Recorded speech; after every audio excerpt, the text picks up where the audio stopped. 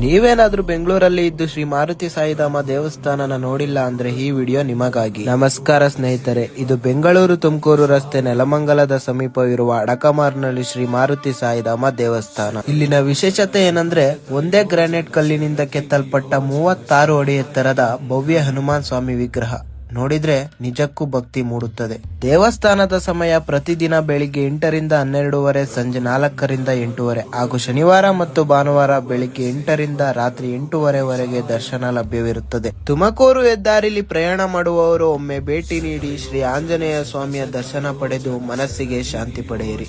Video ಇಷ್ಟವಾದ್ರೆ like ಮಾಡಿ, share ಮಾಡಿ, follow ಮಾಡೋದನ್ನ ಮರಿಬೇಡಿ ಅಂತ ಹೇಳ್ತಾ ಜೈ ಆಂಜನೇಯ. जन दशमुख कंपन बड़वाकृत बड़वाकृत बड़बाणलकृत बहुभस्मार्चन जय केतन जय केतन जय हय प्रापुन जय मिडदापुगने।